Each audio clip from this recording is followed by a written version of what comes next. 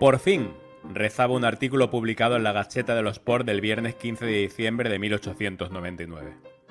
Continuaba destacando que tras varios intentos infructuosos, la ciudad de Milán también tendría un club de fútbol, anticipando la reunión que tendría lugar tan solo 3 días después en el Hotel du Nord de la Piazza de la República, en la que participaron un grupo de apasionados al fútbol y que acabaría con la creación del Milán Cricket and Football Club.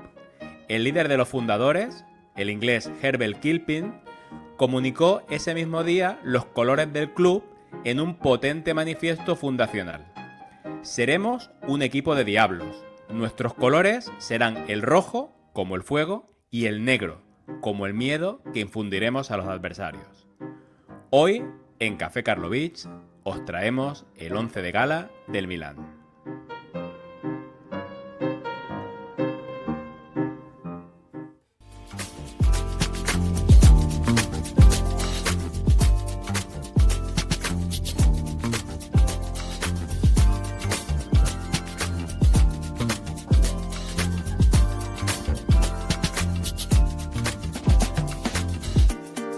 Bienvenidos, bienvenidas, amigos y amigas del fútbol retro, del fútbol vintage, del fútbol nostálgico, en definitiva, ese fútbol de ayer que tanto nos gusta recordar hoy. Y bienvenido al capo Canioneri de este Café Karlovich, Marcos Rojo. ¿Qué tal, Marcos? Bienvenido. ¿Qué tal, Tony? Bienvenido, bien hallado. Muchas gracias por esta calurosa bienvenida. Capo Canonieri. Hoy tendremos al Capo Canonieri de la historia del Milán. Puede ser que no. Normalmente, sobre todo tú, no eres coherente con esa lógica ni del jugador con más partidos, ni del jugador con más goles. Yo suelo ser una persona en este aspecto, pues, oye, creo que mucho más coherente, ¿no? Con lo que debería ser un once de gala. Pero bueno, lo dejo ahí. Empiezo así un poco el mal rollo entre tú y yo. Hoy creo que sí que lo tendremos. Creo que habrá discusión. Así que, bueno, vengo dispuesto a luchar con uñas y dientes por mi once. Me gusta y guardo esos datos porque a lo mejor luego me sirven a mí, ¿eh? Me sirven a mí para conseguir salirme con la mía.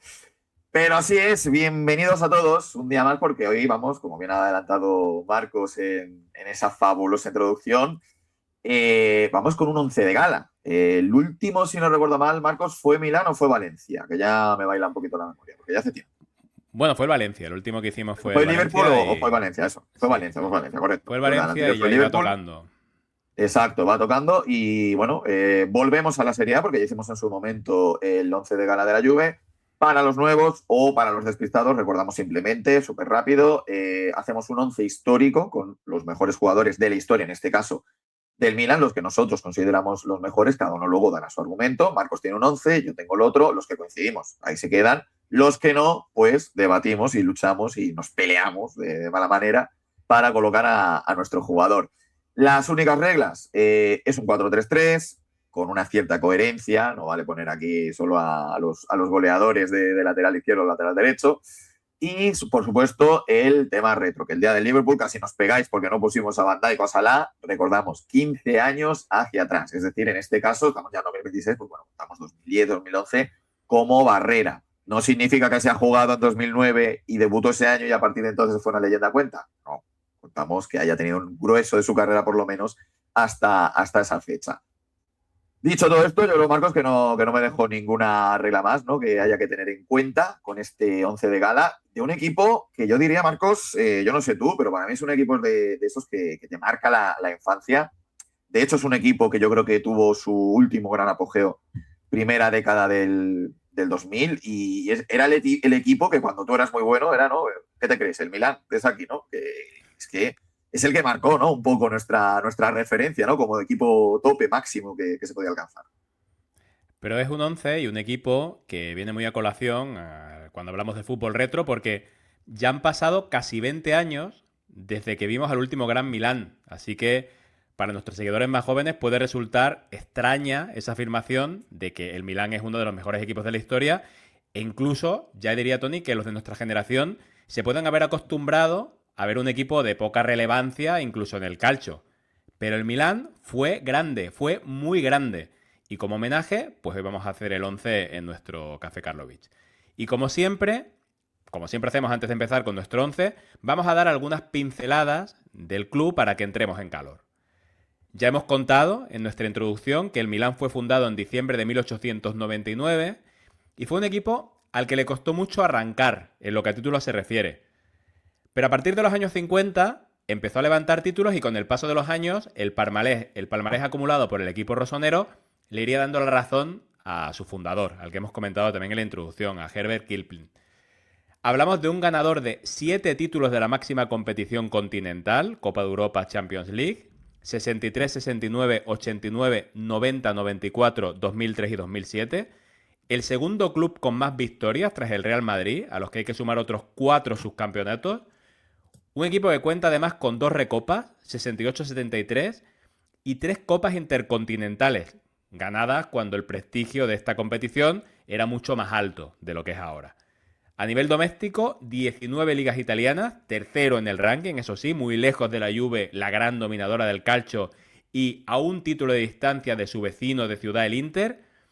Y curioso, solamente ha ganado en su historia 5 Copas de Italia. Y hecho este preámbulo, Tony, vayamos ya con el 11 de gala y destapemos. Venga. Pues vamos a destapar nuestro álbum de cromos, que siempre tenemos muy, muy cuidadoso. Y vamos a ir, pues, si te parece, ¿no? Como siempre hacemos, vamos a empezar con ese 4-4-2, empezamos con la portería. ¿Te parece, Marcos? Vamos con la portería. Venga, pues destapamos nuestras cartas edición Café Karlovich. Ahí, y ya tenemos la primera diferencia. Marcos. Sí, yo he elegido a Sebastiano Rossi. Pensé en Cudicini, que es tu elección. Pero elegí a Sebastiano Rossi más que nada por palmarés. Pero es verdad que me ha costado bastante elegir al portero. Porque que en un equipo tan grande como el Milán, el elegido sea un portero que ni siquiera ha debutado con la selección italiana, da una idea de lo relativamente flojita que se me quedaba la posición históricamente.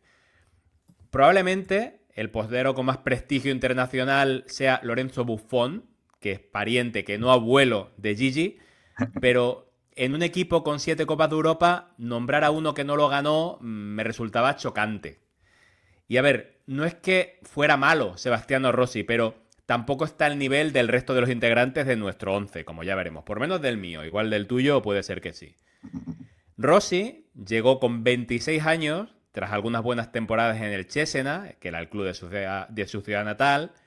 No hizo mucho ruido y llegó para cubrir el puesto que había dejado Giovanni Galli, que era el portero de las 2 primeras Copas de Europa de Arrigo Sacchi.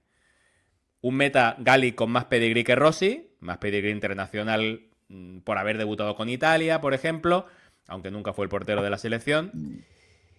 Pero Rossi era un portero que dio mucha seguridad al equipo. Era un portero de casi 2 metros de altura, muy seguro por alto, bastante ágil y también con mucha personalidad. Si vemos vídeos de aquella época, era un líder, por mucho que no tuviera mucho nombre. Y no era malo con los pies, algo que en el fútbol actual pues es algo más típico, pero en el fútbol de entonces no lo era tanto. Y bueno, un portero que tuvo récord de imbatibilidad, casi 1000 minutos, 929 minutos. Luego lo batió, como no, Gianluigi Buffon. Buen portero Rossi. Es verdad que igual se me queda un poquito corto para un 11 de gala de un equipazo histórico como el Milán, pero es lo que he traído.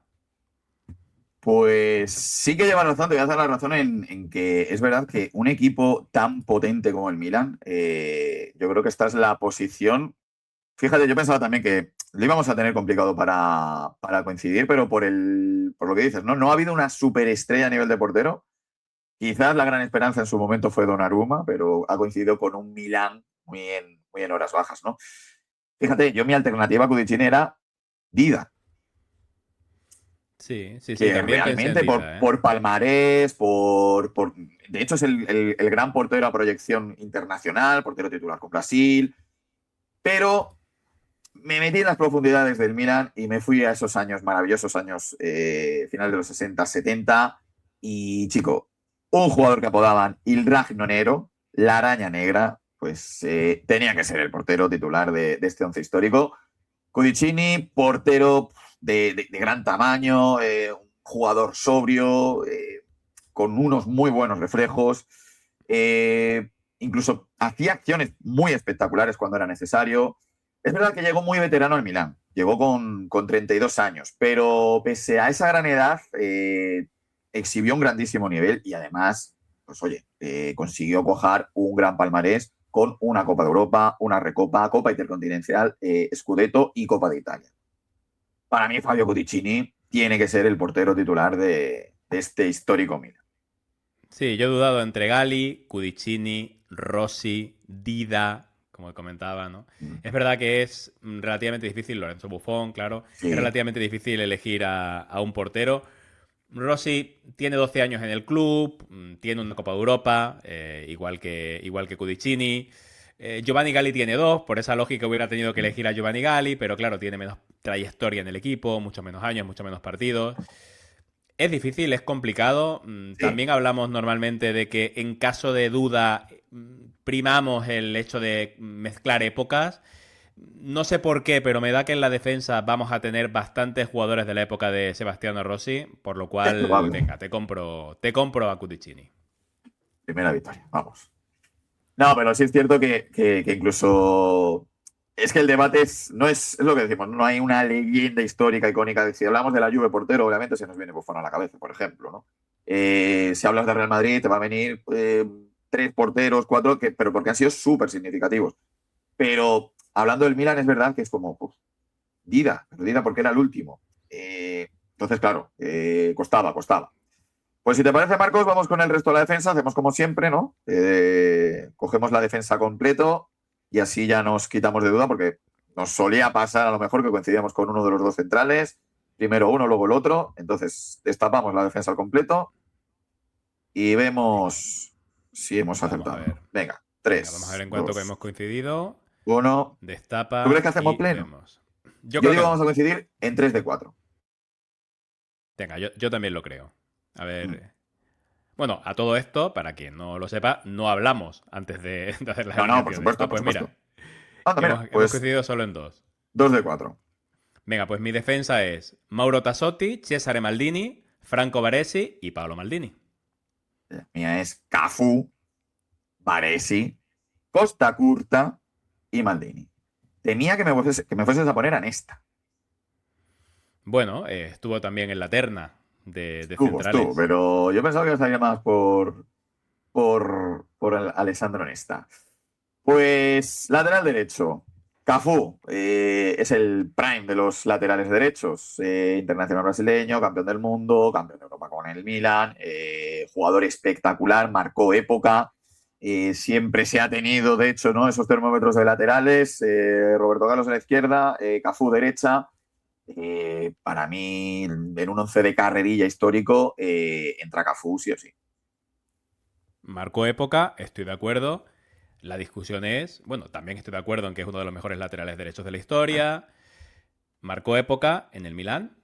Ahí es donde yo dudo y ahí es por lo que yo he elegido a Mauro Tassotti. Y ahora voy a soltar números aquí para avasallar. Tassotti, 17 años en el Milán, entre el 80 y el 97. 429 partidos oficiales. 8 goles. Eso no habla muy bien de él, pero ahí vemos que era un defensa. 3 Copas de Europa, nada menos. 89, 90 y 94. 2 intercontinentales y 5 ligas. Tassotti hizo toda su carrera prácticamente en el Milán. Llegó con solo 20 años, procedente del Alacho, un equipo en el que ya había sido titular en la Serie A y llegó con el Milán recién descendido a la Serie B. O sea, un jugador también que llegó al Milán en los malos momentos. Un Milán que había descendido, pero no por méritos deportivos, sino por el escándalo extradeportivo de las apuestas clandestinas, conocido como el Totonero, que causó el descenso del Milán y del equipo de Tassotti y de la Lazio. Y sin hacer ruido, se hizo con un puesto en una línea defensiva en la que otros jóvenes, como Baresi y Filippo Gali, no el portero, sino el defensa, porque recordemos que en esa época de Sacchi había Docalis, comenzaron también a llamar a la puerta. Tassotti era un lateral derecho que durante la mayor parte de su carrera jugó en esa posición, aunque también podía jugar como defensa central si era necesario. Era muy italiano en esa época que Sí. un central también pudiera llegar a ser lateral. También pienso en Beppe Bergomi, por ejemplo, en el Inter. No nos imaginemos, como hemos visto con sus 8 goles en toda su carrera, un lateral moderno con proyección, no era un Cafú, Tassotti era otra cosa. Era un defensa siempre concentrado, siempre atento, con facilidad para la anticipación, físicamente muy fuerte, vamos, una garantía defensiva durante más de una década que ocupó el puesto de titular en el Milán, que se convirtió en imprescindible para grandísimos entrenadores de la historia del Milán, como Lidholm, como Arrigo Sacchi o como Fabio Capello. Tenía fama de duro, y es verdad que en sus primeros partidos con la Lazio era muy agresivo, pero luego es verdad que fue tirando más de experiencia de colocación y dejó atrás esa dureza. Titular en las 3 Copas de Europa que ganó, y además la última de ellas como con el brazalete de capitán. Más discreto, pero complemento perfecto para la defensa que llegó a ocupar, defensa histórica, una de las mejores defensas de la historia del fútbol europeo, sin duda, varios de los cuales están en el 11 de gala que he elegido. Y bueno, creo que entre el tuyo y el mío está la defensa mítica del Milán, Tassotti, Sí, Baresi, Costa Curta, Maldini. Un correcto. integrante de esa Maldini, defensa hay que... uno. No, no, veremos. Quién se queda, quién no. Si te parece, vamos con los dos que sí coincidimos. De hecho, son los dos que voy a dar el pequeño dato friki que a lo mejor alguno no sabe. Son los dos únicos dorsales que están retirados en el Milán. Nadie se puede poner el 6 de Don Franco Baresi, nadie se puede poner el 3 de Don Paolo Maldini. Sí, bueno, Franco Baresi, aquí estaba claro que íbamos a coincidir. Número retirado, 20 años en el club, entre el 77 y el 97, nada menos que 714 partidos con el equipo, el segundo en el ranking histórico, 3 Copas de Europa, 2 Intercontinentales, 6 ligas, y aquí pues tenemos a un auténtico tótem de la historia del Milán, del fútbol italiano y por ende del fútbol europeo. Un histórico de los de verdad, de esos futbolistas totalmente inolvidables que marcan a una generación entera de amantes del fútbol. Un icono estético además, sin querer serlo, con su pelo ondulado, un pelo que iba escaseando al mismo ritmo que su madurez lo iba convirtiendo en un defensor infalible, y con su camiseta por fuera cuando todos la llevaban por dentro. Y con unos pantalones tan cortos que apenas dejaban ver que había pantalones. Parecía que Exacto. iba sin nada debajo, ¿no? Es Solo con bastante camiseta. curioso. Sí, sí. Parecía que iba solo con camiseta, como cuando te levantas y vas al baño. La del pijama, ¿no? La del Y pijama. era, y era un líbero de una elegancia abrumadora. Y desde su inteligencia táctica convirtió al Milán de Arrigo Sacchi en un equipo histórico. Ese equipo que daba lecciones constantes de cómo adelantar la defensa y de cómo tirar la línea de fuera de juego, que aún hoy podrían poner los entrenadores de hoy en día por muchas vueltas que haya dado el deporte y por mucho que se haya especializado la táctica, ¿no? de nuestro deporte favorito. Y no era solo un crack sacando el balón, con ese gran primer toque, limpio, incluso salvando líneas en carrera cuando veía hueco, sino que era también un gran defensa, era rápido, era agresivo al corte, se lanzaba al suelo cuando era necesario y tampoco tenía ningún problema cuando tenía que hacer la cobertura a los laterales, aunque ello supusiera salir de su zona de confort. Vamos, era un pedazo de defensa. Y pedazo de defensa era Baresi y pedazo de defensa era también, y aquí vino otra de las disputas, Costa Curta.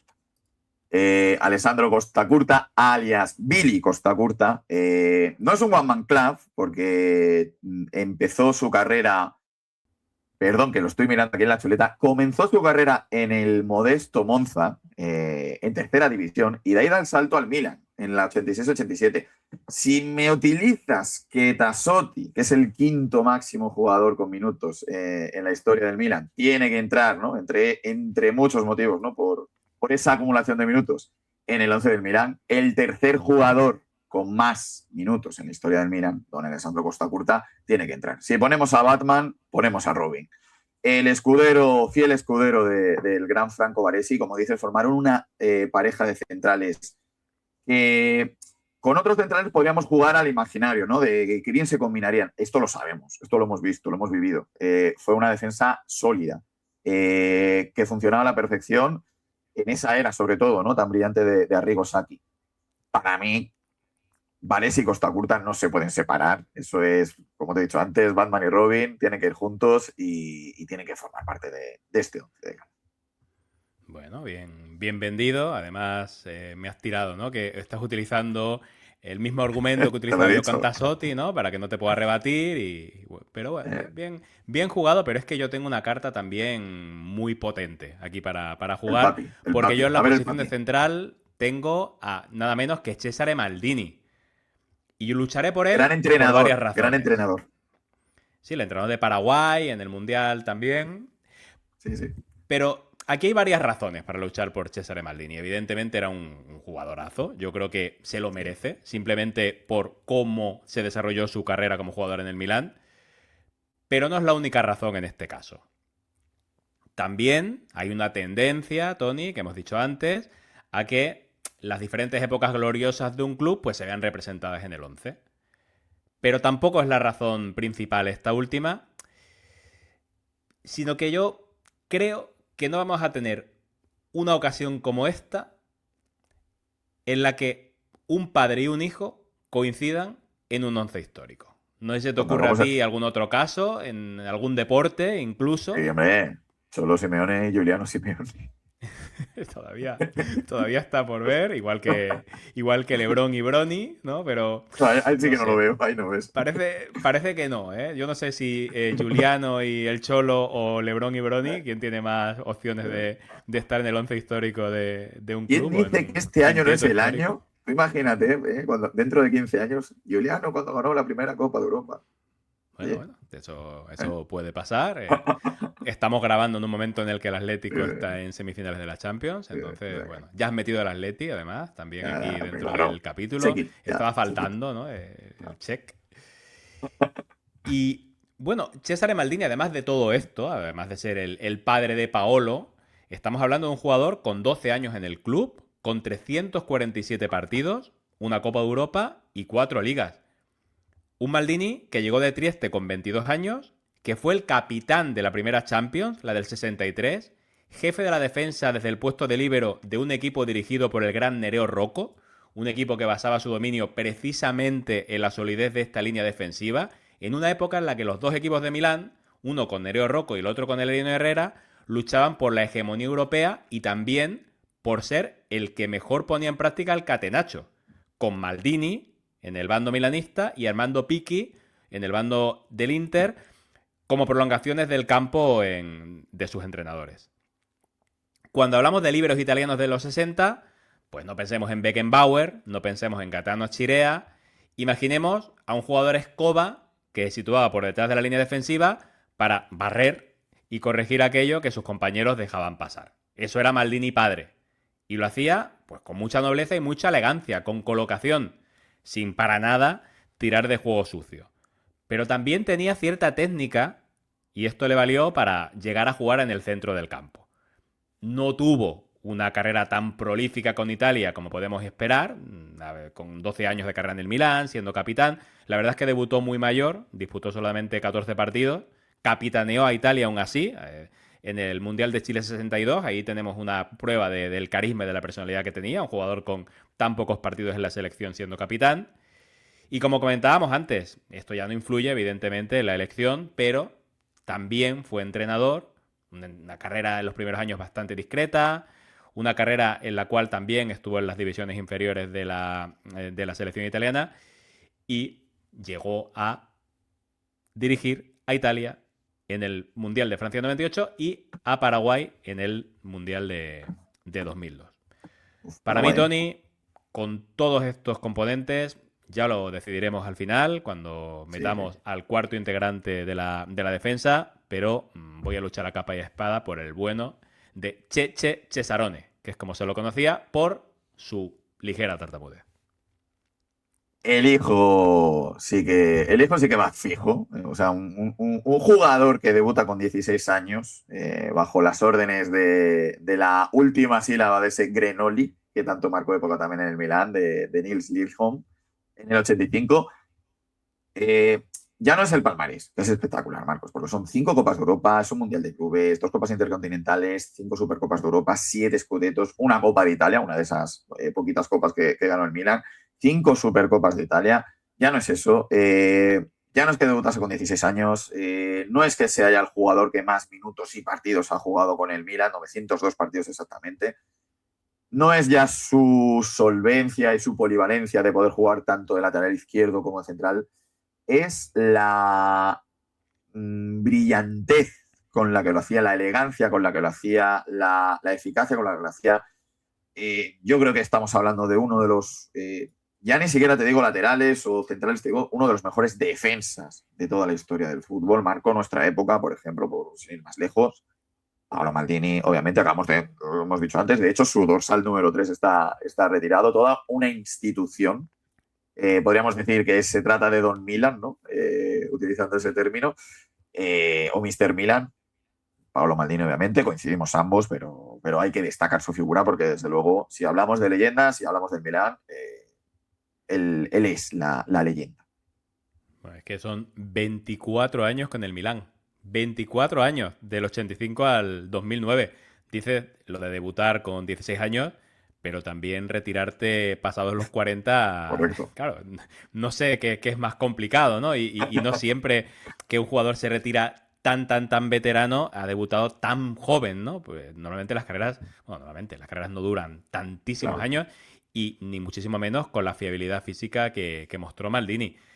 Y es que si nos hemos hecho, o deshecho más bien, en elogios a la hora de hablar de Franco Baresi, pues qué decir de un jugador que ostenta todos los récords del club, que con 5 Copas de Europa es el único jugador que no ha jugado en el Madrid que puede presumir de ello, y que es con Paco Gento el que más finales ha jugado con nada menos que 7.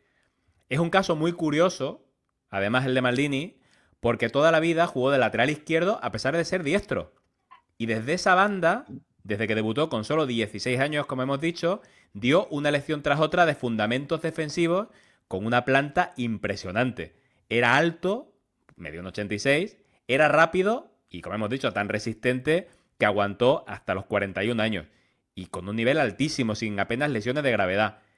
Era elegante, era técnico, era duro cuando había que serlo. Era un pedazo de lateral izquierdo que podría formar parte del once de gala, creo, de cualquier equipo y de cualquier selección. Así que con eso lo decimos todo, Tony, lo que comentabas, Sí, ¿no? Uno de los mejores defensas de la historia. Durante toda su carrera fue casi inexpugnable y en algunos momentos de la misma directamente inexpugnable. Y que se lo pregunten, por ejemplo, a Mitchell, el jugador del Madrid, al que amargaba cada vez que se enfrentaban en los duelos entre Milán y Real Madrid de finales de los 80. Mitchell, que decía de Maldini que era hasta más guapo. Porque además es que era un guaperas, Tony, con la melenita, con los ojos azules. Y como muchos grandes defensas, y lo que hemos dicho antes de los defensas italianos, cuando ya fue perdiendo velocidad y también anteriormente en algún partido que otro, llegó a hacer grandísimos partidos como central y no en vano la final del 2007 de la Champions la juega como acompañante de Alessandro Nesta en esa posición. Otro One Club Man como Franco Baresi y, como comentabas, pues también el número retirado. Desde luego aquí yo apunto normalmente alternativas, ¿no?, a jugadores. A aquí veces hemos esas buscado. alternativas coinciden con tus elecciones. Aquí he puesto directamente Sí, sí, sí. alternativa no hay. Exacto, no hemos mirado otro lateral izquierdo, la verdad que es un trabajo duro, ¿no? El tener que suplir a Maldini. Fíjate que sí es grande que empequeñeció, ¿no? La figura tan grande como lo acabas de comentar de su padre. O sea, lo normal era que de su hijo, pues bueno, pudiera ser un buen jugador, nunca superarle, y en este caso es que lo superó con creces. Pues Marco, vamos a la pelea, Tassotti o Cafú.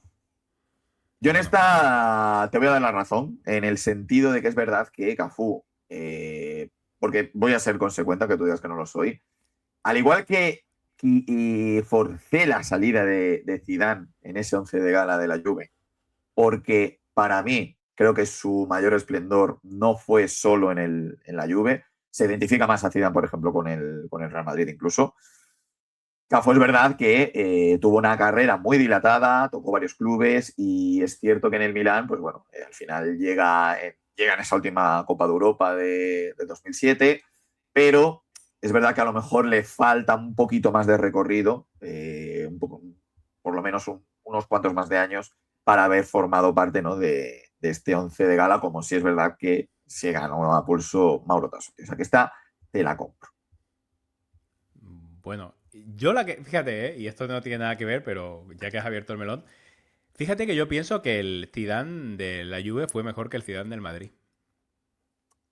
Sí, puede ser, pero el más exitoso, Se claro. identifica más con el Madrid, probablemente también en España, La ¿eh? Tendría volea, que ver en Joaquín, solo Italia la si lo volea de la identifican más final de con la contra el Juve. Leverkusen. Claro, Claro. la imagen Es icónica más de Zidane icónico. a nivel de De clubes, hecho, evidentemente es él con se el ha Madrid. postulado como icono del Madrid Sí, luego a se día marchó de para otro hoy. club, ha sido Está en todas las, entrenador. exacto, está en, ¿no? Y cosas institucionales. Él aparece como siempre como former legend del Madrid. Nunca aparece nada relacionado con la Juve. Ahí va más, a lo mejor, pues es un Mm. Del Piero, etcétera, ¿no? Entonces, Pero me das aquí la ya digo, razón, me das la sí, sí, te razón doy la aquí, razón en pero porque luego quieres que te lo cambie por Costa Curta. no que me cambies, pero sí que creo que es de justicia mantener esa defensa al completo. Baresi, Costa Curta, Paolo Maldini. Y vamos a perder la Romper la oportunidad Serie de A. que del padre y el hijo. Podemos esperar 15 años y hacer el 11 de gala del Atleti para aquel entonces. mm, No sé, yo tenía mucha ilusión, ¿eh? Por lo de Maldini, Maldini. Pues es muy No bizarro sé, también eso, también te digo. no sé. Si cederte a Cafú a cambio Además, de Costa Curta Cesare siempre Maldini. ese perfil más bajo. No sé, yo creo que. Y sobre todo, Marcos, mi gran baza es que los hemos visto jugar juntos. Es que sabemos que juntos formaron una pareja increíble Sí, por el de lado de que centrales. queremos hacer el equipo más competitivo posible, es verdad que Claro. esos han probado su valía, Y eso aunque también ya es verdad que es. luego, por otro lado, primamos el mezclar épocas, que eso Bueno, pero ya implica que no hayan jugado está. juntos. Por eso has cedido tú con Cudicini. Tenemos Bueno, ahí la defensa perfecta. venga, no. Tampoco quiero ser efectivamente cacique. Yo creo que Cafú no puede entrar en un once histórico del Milán, aunque sea mejor jugador en su prime que Mauro Tassotti. Creo que estamos perdiendo una oportunidad histórica de meter a padre e hijo en una misma alineación. Creo que te vas a arrepentir. Creo que luego me vas a escribir o me vas a llamar pidiendo que repitamos el capítulo Sí. para meter a Cesare, al gran Cesarone. Pero bueno, venga, quedémonos con Tassotti, Baresi, Costa Curta y Paolo Maldini para la defensa. Perfecto. Me parece que ha sido un sabio. Aquí Bueno, ya te reconociendo que arrepentirás. es una defensa. Quedan también, de todas formas, muchas cartas por descubrir. Vamos con el Venga, centro del campo, medio del que campo. siempre nos maravilla. Para mí es mis posiciones favoritas, A ver. porque es donde vamos a definir cómo va a jugar nuestro equipo. Sí, puede haber Entonces, mucha discrepancia aquí también, ¿eh? sí, aquí, pero Creo que hay bastante quiero decir, aquí, variedad. exacto, aquí es que a mí me costó mucho, quién dejar fuera, quién no dejar fuera. Pero bueno, vamos a destapar las cartas. Venga, pues. Yo Bien, tengo a bien. Andrea Pirlo, Gianni Rivera y Ruth Gullit. Yo tengo, por eso de mezclar diferentes épocas, a Nils Lielholm, esa tercera pata que decíamos del Grenoli, Gigi Rivera y Ruud Gullit. Venga, pues empiezo yo por Andrea Pirlo. ¿Mm? 10 años en el club, de 2001 al 2011, 401 partidos con 41 goles, dos Copas de Europa, 2003 y 2007, dos ligas y una Copa de Italia. Es verdad que podemos identificar a Pirlo con diferentes equipos, podemos imaginar al último Pirlo de la Juve, lo cual le puede restar algo de protagonismo con el Milan, pero en este caso es injusto, es porque simplemente es más reciente, pero el Pirlo, el mejor Pirlo, se vio para mí en el Milan. Un Pirlo que llegó del Inter con 22 años por unos 17 millones de euros al cambio. Yo pensaba que por bastante menos, pensaba que había sido un jugador prácticamente despreciado por el Inter, era la sensación que tenía. Pero tras dos cesiones en la Regina y en el Brescia, pues llegó al Milán como media punta, un media punta con bastante calidad técnica. El Inter ya no confiaba mucho en él, vieron la oportunidad de ganar esos 17 millones de euros al cambio y bueno, pues no dudaron en cedérselo al Milán. Pero resultó que cuando llegó Carlo Ancelotti, tomó una decisión sobre ese media punta que iba a ser fundamental no solo en la carrera de Pirlo, sino también en el futuro del Milán, de la selección italiana y luego posteriormente como daño colateral, digamos, para la Juventus. Porque Pirlo ya no jugaría más como media punta, sino que lo haría en la posición de medio centro, de regista, como dicen los italianos, y desde ahí pues se convirtió en el director de orquesta del fútbol italiano durante 15 temporadas, con lecciones magistrales de pase corto, pase largo, control del ritmo, dominaba los partidos sin tener una presencia física especialmente importante, con esa melena de 10, más de 10 que de 5, esa melena y ese estilo de juego, y con esa sensación de que no tenía que correr especialmente.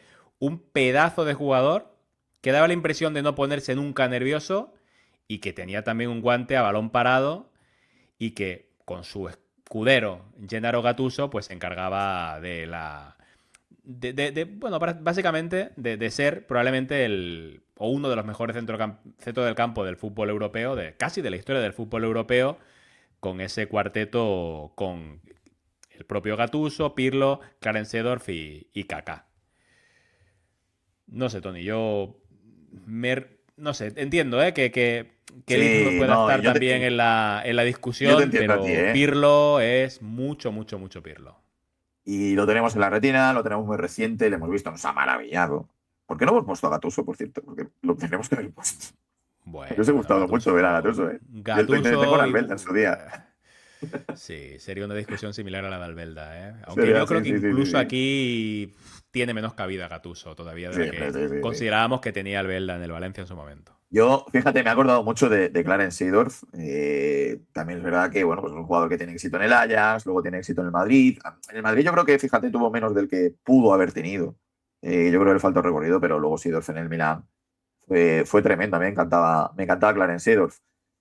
Pero, como dices, es que la variedad de opciones que teníamos para el centro del campo del Milan, y ojo, me parece una proeza que hayamos coincidido en 2 de 3.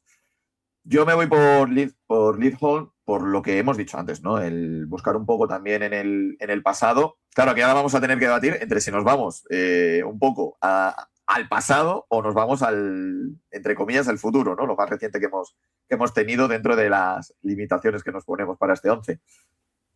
Nils Lidholm, como hemos dicho antes, formaba parte de un exitoso trío que tuvo el Milan en una época en la cual, ya lo hemos dicho muchas veces, el tema de los extranjeros todavía no está tan abierto como después de la época de la ley Bosman. Ese trío, Grenoli, se llamaba así por sus integrantes, Gunnar Gren, Gunnar Norland y Nils Lidholm. Fue un trío que participó en el Milan finales de los años 60, principios de los 70. Este trío de suecos va a preceder a ese trío de holandeses del que hablaremos ahora próximamente. Y es cierto que Lidholm, gran parte también de su éxito, ¿no? De Il Barone, como se le conocía, de su éxito como integrante del Milan también se debe a su época de entrenador, porque tuvo una época de entrenador muy brillante. Ha sido uno de los técnicos más célebres del calcio. De hecho, en honor suyo, el premio al mejor entrenador de la Serie A lleva su propio nombre. O sea, para que nos hagamos una idea del personaje del que estamos hablando. Como jugador, se quedó a las puertas de conseguir una Copa Europa, que va a perder frente al Madrid de Di Stéfano en el 58.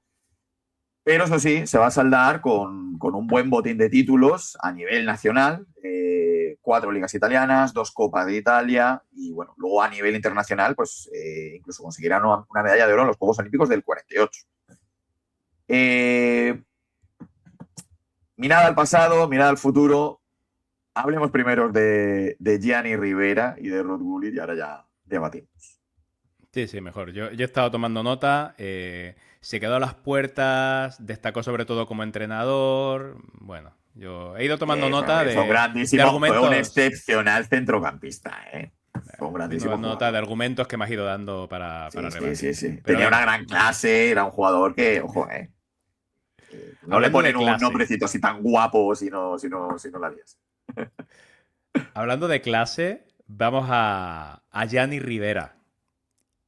19 años en el Milán, del 60 al 79, 501 partidos, 122 goles. Era un centrocampista ofensivo, obviamente. Aquí lo hemos puesto de interior por la calidad que tenía y porque bajaba a recibir, pero obviamente era un centrocampista muy ofensivo.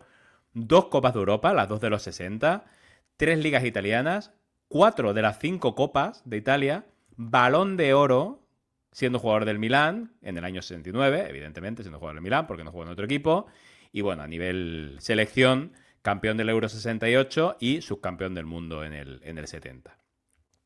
Si Lidholm es Il Barone, Rivera es Il Bambino de Oro y es pues uno de los grandes estandartes de la historia del Milán y del fútbol italiano y bueno, tiene que ser un indiscutible en este 11 de gala. Y es que, Tony, vaya mitazos que tiene el Milán, ¿eh? Hemos hablado de Baresi, hemos Sí, hablado de sí, sí, sí, Maldini, ahora sí. metemos a Rivera. Increíble. Un Rivera que llegó siendo un niño delgaducho que aún no había cumplido los 17 años, procedente del equipo de su ciudad, el Alessandria, un equipo pues muy pequeñito, en el que debutó, si Maldini había debutado con 16 años en la Serie A, con 15 debutó nada menos que Gianni Rivera.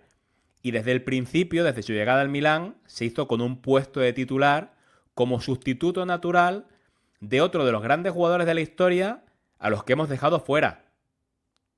Hemos dejado fuera, como hemos dicho, a Seedorf.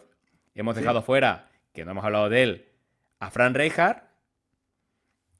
Y hemos dejado fuera al jugador que sustituyó a Gianni Rivera, Juan Alberto Schiaffino, que recomendó su fichaje tras ver la prueba que hizo con el club. Schiaffino, al que dejamos fuera de este 11 de gala con gran dolor de mi corazón. Pero bueno, creo que vamos a hablar de él cuando empecemos a hablar de la historia de los mundiales porque es protagonista principalísimo con la selección uruguaya del maracanazo del año 50. ¿Cómo era Rivera? Pues un medio centro, un medio ofensivo elegantísimo, con el 10 a la espalda, con el cuerpo siempre erguido, la cabeza siempre levantada, muy muy técnico, con una gran facilidad para el giro, para arrancar, para pausar y con esa cifra goleadora que hemos comentado antes, pues con una gran facilidad para el gol. O sea, un pedazo de crack. Sí, un Y yo auténtico creo que talentazo. aquí no Sí, no, hay... aquí, pues eso, ¿no? Además, fíjate que yo he ido poniendo mis argumentos un poco en las fotos, ¿eh? O sea, ahí lo tengo ahí bien apoyadito en ese brillante trofeo, ¿no? Que tú también conoces. Y fíjate, otro que tiene un brillante trofeo, ¿no? En sus manos, Ruud Gullit. Hablábamos antes del trío sueco, ¿no? Que marcó época en el Milan. Pues obviamente el trío de neerlandeses que después pondría patas arriba Milán pues una de sus grandes estrellas, yo creo quizás que en el centro del campo, y mira que a mí me gusta mucho Frank Rijkaard, por ejemplo, pero Gullit tiene que estar. Pues Ruud Gullit, 6 temporadas y media en el club, en 2 etapas. La primera y principal del 87 al 93 y luego nada, unos meses en el 94. 170 partidos, 56 goles y 40 asistencias. Para ser un centrocampista, aunque era un centrocampista ofensivo, son grandes cifras.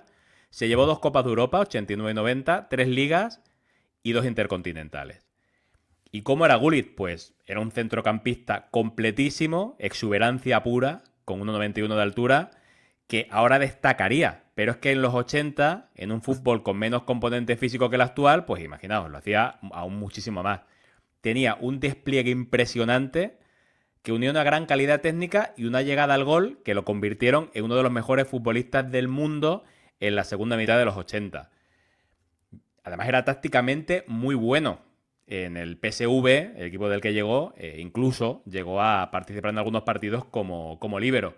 Un PSV del que llegó ya convertido como una auténtica estrella hasta el punto de que el año de su traspaso, es decir, un año en el que contaba lo que había hecho en su equipo anterior, porque evidentemente el Balón de Oro contaba en gran parte lo que se había hecho en la temporada anterior, se hizo con el Balón de Oro en ese año 1987. Y era unos tiempos muy diferentes a los actuales, unos tiempos que yo te iba a decir que no eran tan lejanos, pero que bueno, han Pues a lo pasado ya mejor, prácticamente 40 porque años, yo, sí, sí, así que sí, sí que son ya bastante sí, lejanos, sí, sí, pero aunque no eran duela. unos tiempos en los que un jugador con 25 años, que eran los que tenía Gullit cuando fue traspasado, pues podía estar en su país de origen, en un país con un fútbol no tan potente, no una de las principales ligas del mundo, hasta esa edad y perfectamente convertirse en estrella siendo jugador de la liga holandesa. Y en el Milán tuvo unos años en los que junto con sus compatriotas Rijkaard y Van Basten pues fue poco menos que imparable, haciéndose con las 2 Copas de Europa de Arrigo Sacchi y bueno, pues con esa defensa que hemos comentado antes, pero un equipo que a pesar de esa defensa tan impresionante destacaba sobre todo, ¿no? Por sus Sí, delanteros, aunque según como lo voy diciendo, Yo no sé, Tony, si eso es cierto o destacaba más por los delanteros o por la defensa, porque es verdad que se daba por hecho que era el Milán de los holandeses, pero Sí, cuando desesperaba ese Milán a los rivales era tirando la línea del fuera de juego y haciendo que no sí, pudieran sí, ni sí, sí. siquiera jugar. Es que era muy O sea que bueno, completo. Es que ese Milán era, es por eso que decía, ¿no? Que era según le iba siempre ha sido para diciendo... el equipo referencia, era como el equipo entre comillas perfecto, ¿no? Encima cuando llega y destroza, por ejemplo, en la final de Grecia, de Atenas, al que era el todopoderoso Barcelona Dream Team y lo destroza, yo creo que eso fue un momento en el cual nos quedamos como diciendo, ostras, es que estos son perfectos jugando al fútbol. Pero ojo, que ese Milán Sí, ese Milán ya era otro. ya cambia, ya era Ya, otro, sí, sí, sí. ese era, ya ese Milán era el Milán 2.0 de Sí, sí. Por Capello, eso con era como ya Savicevic. el Sí, T-1000, ¿no? En Terminator 2. Era como esto ha evolucionado ya a una cosa que es imposible meterle mano. sí, sí, no, el Milán de los holandeses fue más el del 89 y el Sí, 90, el sí, sí, Milán de sí. Saki, el Milán ese del 5-0 al Madrid, que ya acabó con. Bueno, Igual. ya el sueño de la quinta del buitre de ganar la Copa Europa, yo creo que acabó en Eindhoven. Pero bueno, ahí ya se dio la puntilla y con ese 5-0 pues dejaron Sí, sí, claro, ¿no? sí. quién dominaba en el fútbol europeo. Y desde luego, pues Gullit era un arma letal, mortífera, tanto del Milán como de la selección holandesa en aquellos años. Y bueno, yo creo que indiscutible en el 11. Y vamos a hacer Pues una cosa, Tony. Marcos. Normalmente, Sí, elegimos, ¿no? Después de hacer una sí. línea, ¿no? Elegimos a los tres Ah, me integrantes de quieres esa línea. esperar, ¿eh? Quiero esperar a los delanteros porque Vaya. voy a hacer una treta un poco sucia, pero Sí, bueno, sí, sí, te quiero estoy viendo hacerla. totalmente, ¿eh? Ojo, Sí, está quiero pidiendo hacerla. revisión de VAR prácticamente, vamos. Venga, Así que venga, paso a los delanteros y pues. luego Y a ver, decidimos. ¿no? A ver cómo Y yo creo repartimos que el no voy pastel. por donde tú crees que voy, pero vayamos. Creo que, bueno, Venga. obviamente, sé por dónde vas. Pero venga. Yo creo que no, pero bueno, luego me Destapamos, dices si destapamos. aciertas. Aquí sí que me sobraban los nombres, pero por todos Venga, lados, ¿eh? Venga, madre de Dios, la que hay aquí, Lian. Pam, pam, pam, pam, pam. Obviamente venga, sé por dónde pues ibas. vale. Es que, a Pues a ver, ver, vamos a los que coincidimos, obviamente. Tenemos a Andrei Shevchenko, diría que una de las últimas grandes, bueno, la última no, porque la última es uno que tengo yo ahí, estrellas del Milan, uno de los delanteros más letales, Balón de Oro en su momento. Destacó en una Copa de la UEFA, creo recordar, Marcos, si no me corriges, con Dinamo de Kiev.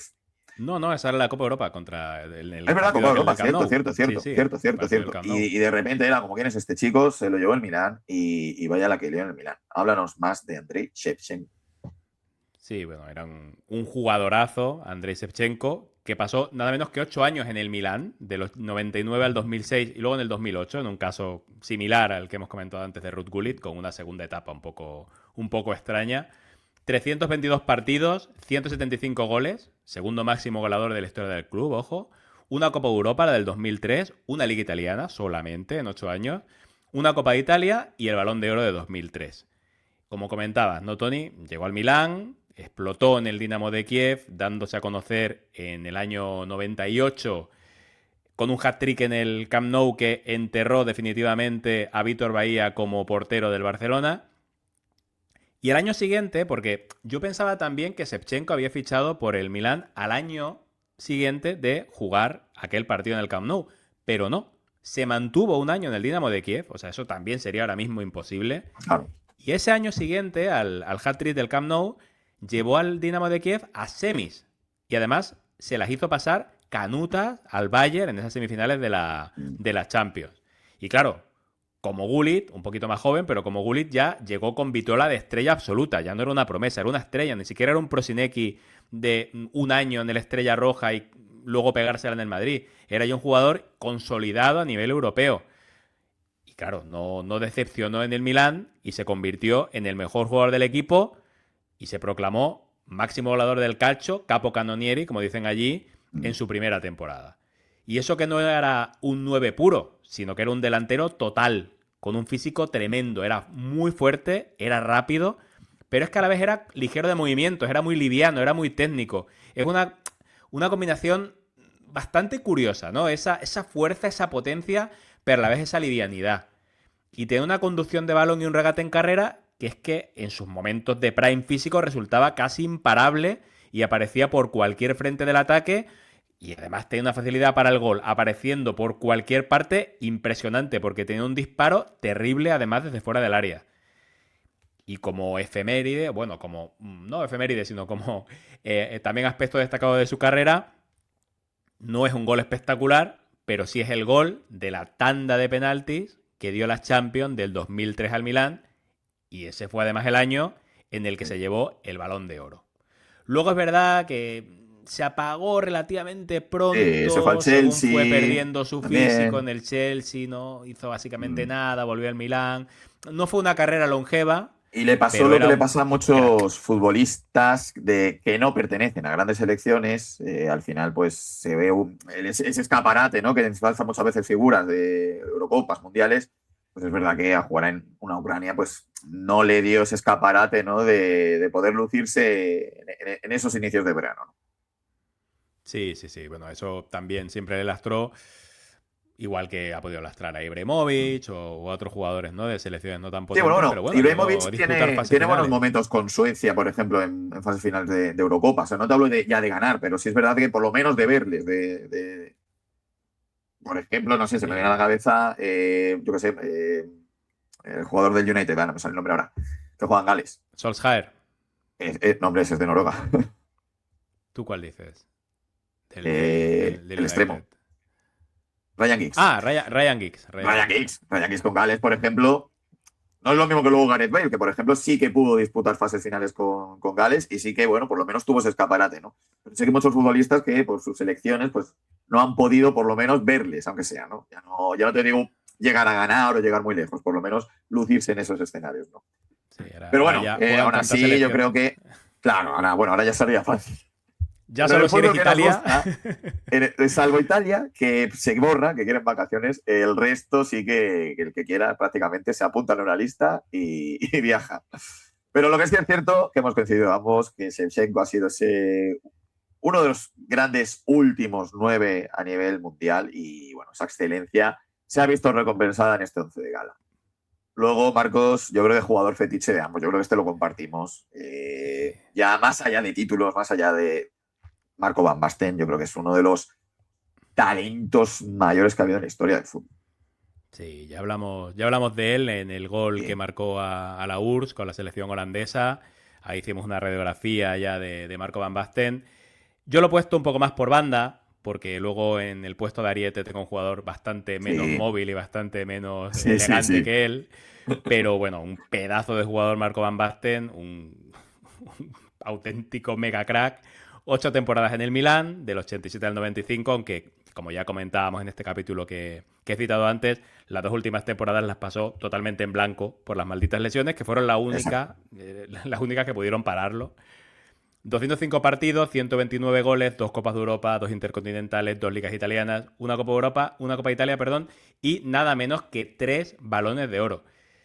Si hemos dicho que Shevchenko era un delantero total, pues qué decir de Van Basten, Mm. que bueno, qué planta, qué facilidad para el regate, todo lo que dijimos ya en aquel capítulo, el Cisne de Utrecht, Exacto. el Nureyev del Calcio, eh, esa zancada, esa elegancia, esa finura que lo hacía flotar en el campo a pesar de medir casi 1,90. Fluir, Tony, como igual solo Zidane lo ha hecho con ese físico, con esa altura, pero es que además tenía ese instinto asesino para poner el balón donde quería con las dos piernas e incluso con la cabeza, en una amalgama de regates, de remates impresionante. Mejor jugador de Europa a finales de los 80 para mí, sin duda, y en los primeros 90 también llegó a invadir con su calidad esa década, aunque desgraciadamente nos duró poco. Dejó el fútbol demasiado joven, una pena, pero bueno, desde luego indiscutible en el 11 del Milán e indiscutible en cualquier equipo en el que hubiera jugado tantos años como juega aquí, esos 8 que luego fueron 6. Pedazo de jugador, Marco Van Basten. Vale, y ahora vamos, tanto con Shevchenko como con Marco Van Basten coincidimos, van a estar titularísimos en este once de gala, pero ahora vamos con nuestras diferencias. Tú has metido un perfil de 9 puro, de tanqueta, que diría un amigo nuestro. Yo he metido un surtidor, un segunda punta, o se puede bajar un poquito, incluso ayudar al centro del campo, jugar como media punta. Y básicamente me he ido al último gran talento, a la última gran estrella de verdad, con mayúsculas, del Milan, Ricardo Kaká. Es verdad que Kaká, si hablamos en clave España, ¿no? Pues es verdad que fue un poco un bluff en el Real Madrid. Fue un jugador que, fíjate, llegó por menos de 7 millones de euros en su momento al Milan, a principios de la década del 2000, y se fue por 67 millones de euros al Madrid. Era un Kaká que tenía que marcar una época y no lo hizo en el Real Madrid. Pero es que sí lo hizo en el Milan. Fue el líder de ese Milan en esa primera década. Fue un jugador, era un canto entre tanto catenaccio, la época dura del catenaccio del fútbol italiano. De repente ver a Kaká era como ese anhelo, ¿no? Que parecía que se había perdido de calidad en el fútbol italiano. Jugador que marcó 104 goles en 307 partidos con el Milan, lideró al equipo en esa Champions de la 2007. Un Mundial de Clubes, Supercopa Europa, un Scudetto. Es verdad que se queda a nivel de ligas, el Milan en esa década no está tan brillante, pero sin duda alguna, para mí en esos 6 primeros años, de 2003 a 2009, luego volvería en la 13-14 antes de irse a Estados Unidos, dejó una huella imborrable. Balón de oro también, por cierto. Sí, sí. Todo esto para decir que has metido a un centrocampista ofensivo de delantero. Hombre, te he dicho un surtidor, ¿no? Para Shevchenko y Van Basten, no va a ser todos sí. ahí metidos en el área ahí que no caben. Y para recordar también lo que le costó al Madrid para luego ser un bluff. No, porque tú también lo ves todo. Esto lo has metido así a mala leche, la verdad, reconócelo. A No, ver, hombre, no. vale, Me venga. flipaba, ¿eh? Venga, y yo ahora voy a defender todo esto me da la razón en lo que he dicho al principio del capítulo, que ibas a dejar fuera al capo Canonieri. Por supuesto, como eres una persona muy injusta, pues lo has vuelto a hacer. Gunnar Nordahl, 15 temporadas, perdón, no jugó 15 temporadas, jugó 268 partidos, 221 goles, máximo goleador de la historia del club. 2 copas latinas, aquí tiro de cualquier cosa casi para darle palmarés.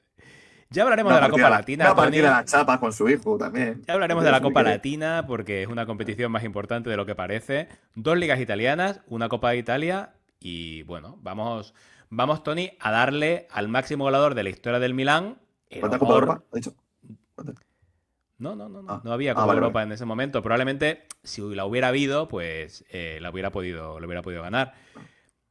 Máximo goleador de la historia del Milán, Tony. Y yo creo que incluso, yo por lo menos se lo he dado, el honor de desplazar a Marco Van Basten de la posición de 9, no porque fuera Nordahl el mejor jugador, obviamente, sino porque a la hora de hacer un 11 equilibrado, yo no pongo un centrocampista de delantero, sino que lo que hago es poner a un 9 de su tiempo, un rematador puro, pues en la posición de 9. Nordahl, siempre bien colocado, y que una vez ganada la posición, con el cuerpo que tenía, era pétreo, era rocoso, a más no poder, pues no se le podía mover y que fue 5 veces máximo goleador de la liga en sus 8 temporadas en el club, al que llegó en el 49, ya con 28 años, tras proclamarse campeón olímpico con la selección sueca en los Juegos del 48. Durante 4 temporadas, como has dicho, compartió equipo con sus 2 compatriotas suecos, el Milán de los suecos, antes del Milán de los holandeses. Y yo creo, Tony, ya está todo dicho. Máximo goleador de la historia del club, para mí. Sí, pero se me quedan muy cortos los triunfos colectivos. De verdad. Se me quedan solo 2 Scudettos. Bueno. No y sé. Ahora, venga, tú has dicho antes que sabías por qué es te como había si dicho... meto a Salva Ballesta en el 11 de la Atleti porque fue máximo goleador en segunda. Chicos, bueno, ese comentario luego lo podemos editar, ¿sabes? Porque creo que no tiene cabida en un 11 del Milán ese nombre. Por favor. Venga, ¿por qué te he dicho antes que miráramos los delanteros? Hombre, porque obviamente quieres dejar, yo sé que quieres jugar bien y quieres dejar muestra de ese trío de Grenoli. Y claro, sabías que yo te podía dar a lo mejor la razón con meter a Pirlo, pero sabes que lo iba a luchar a muerte con Ricardo Kaká, que dices que metió un centrocampista, parece que metió un medio centro.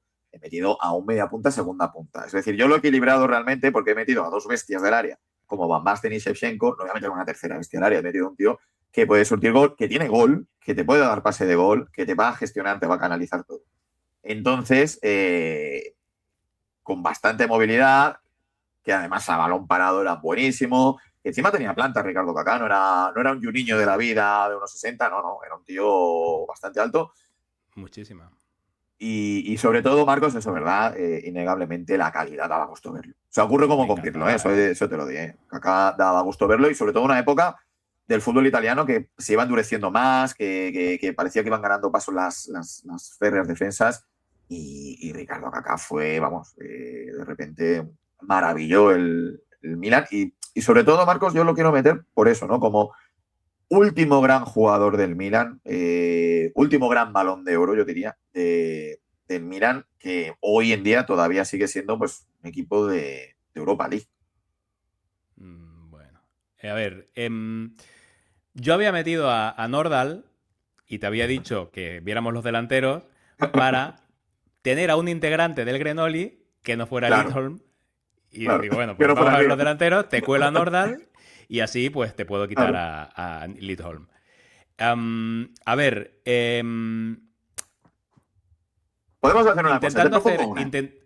Mira, te voy a Sí, a ver. proponer una, a ver qué te parece. Metemos a Kaká junto con Gianni Rivera y Ruud Gullit como media punta y dejamos a Norland en el 9. No, yo había pensado en algo así también. Me da mucha pena dejar a Pirlo fuera. Yo metería a Pirlo antes que a Kaká. Yo creo que es más importante Pirlo en la historia del Milan que Kaká, realmente. Más definitorio de ese Milan triunfante, del último Milan triunfante, probablemente. Kaká podría ser la estrella del equipo, sí. Es verdad que era el jugador más brillante, con más destellos, más decisivo a lo mejor de cara al gol, o en algunos partidos importantes, como olvidar aquel partido contra el United, ¿no? Que hemos visto tantas veces ese gol en Old Trafford, ¿no? Con ese toquecito de cabeza de Kaká que le dio el pase al Milan, creo que a la final de esa competición. Ahí sí que estoy hablando absolutamente de memoria, igual me estoy colando. Me da muchísima pena dejar fuera a Pirlo. También creo que somos bastante duros catalogando a un delantero como Nordal, ¿no? 5 veces capocannonieri. Hemos dicho, ¿no? Que el Sí. Milan floreció en los años 50 y coincide, ¿no? Con la época de Nordal. Venga, me da mucha pena dejar a Pirlo fuera, pero puedo comprar un Gianni Rivera, Kaká, Rukulit y la delantera que he puesto con Nordal, Van Basten y Shevchenko. Vale, pues mira, fíjate, te Venga, lo voy a ya hacer está, muy decidido. rapidito para que veas que esto, que el directo también funciona así guay. ¡Fua! Ah, espérate, a ver si lo pongo aquí. Ah, y bueno, nos va a quedar. ¡Fua! Ahí está. Venga, ¿Eh? Tenemos ahí está, Kaká, ahí está. Has rectificado Rivera, y has puesto Gullit. a Kaká de centrocampista, que yo creo Venga, que es sí, me más parece bien. A acertado. ver, hay jugadores que son inamovibles. Aún así, fíjate, yo me acordé mucho en la delantera, porque ya lo hablamos aquí cuando estuvimos hablando, por ejemplo, de aquella Copa de Europa, aquel primer campeón francés de la Copa de Europa, del Olympique de Marsella. Me acordé mucho de Jean-Pierre Papin, que era uno de los jugadores favoritos de mi infancia. Y grandes nombres, ¿no? Lo decíamos antes, Frank Rijkaard, Seedorf, Boban, incluso Demetrio Albertini era de los centrocampistas, ¿no? Que más nos sonaba cuando por aquella época. Es decir, que este era complicado, este 11, porque es verdad que jolín, lo hemos vivido, ¿no? Se puede decir. El mayor esplendor, quizás, quitando obviamente aquellos años 60, 70, sí que el grueso de los años grandes del Milan sí que los hemos podido vivir. Nos falta una cosa, Marcos. Falta el entrenador y aquí yo creo que habremos coincidido. Creo que sí, ¿eh? Creo que Sí, hemos hombre. coincidido. Pero vamos a comprobarlo. Vamos a comprobarlo ahora mismo. Por cierto, grandes jugadores también de Javi Moreno podría haber sido también un gran delantero. Un 11 de Pufos puede superar a esto, también te digo. Venga. Yo con gorra, tú sin gorra. Venga, pues En Arrigo directo, Sacchi. ¿no?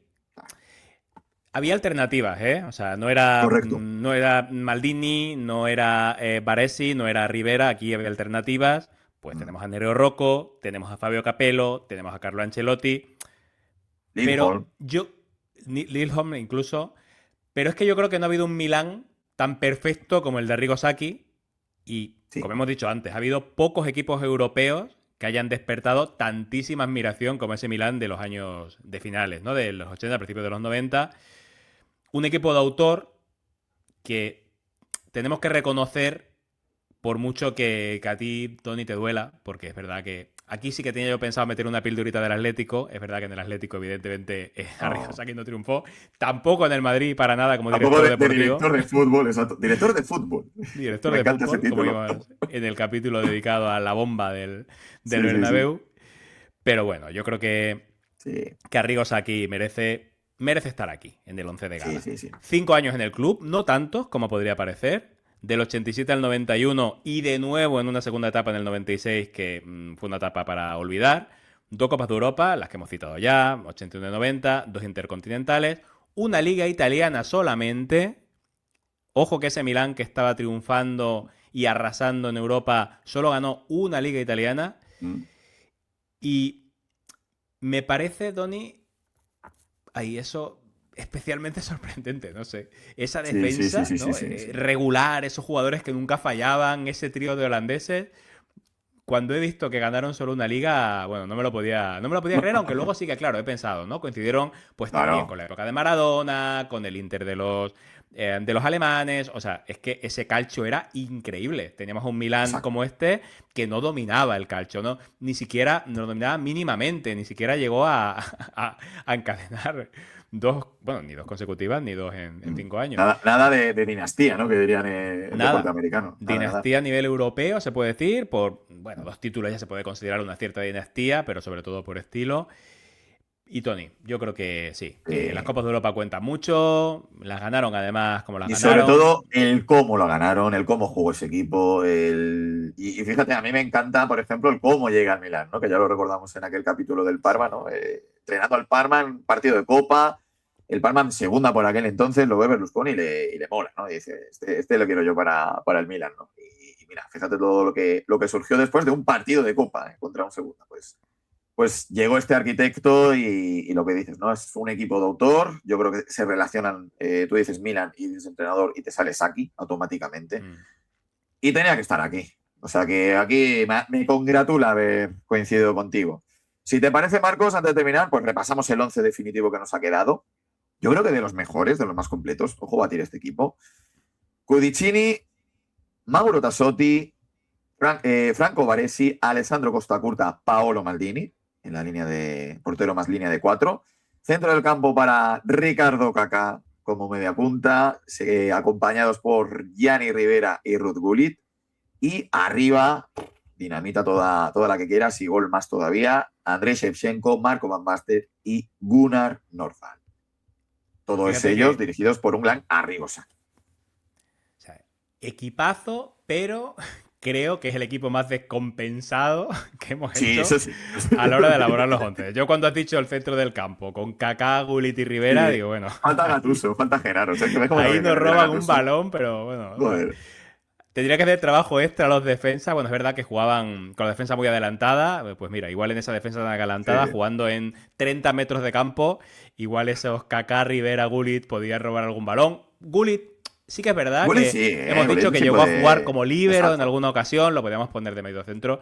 Pero creo que en Sí. este caso hemos hecho más trampa que en otras ocasiones. Sobre todo Falta por ti, ¿eh? Yo había hecho un equipo bastante más equilibrado, con un Andrea Sidor. Pirlo Un Sidor habría venido bien, dando también te digo. juego. Clarence Sí, Sidor, por Seedorf antes que ejemplo. Gattuso como jugador físico. Lo que pasa es Sí, que, no, hombre, claro, era sí, tan sí, sí. técnico que no imaginamos a Buenísimo. Seedorf como físico, pero es que, es Era que lo tenía era la todo. bomba.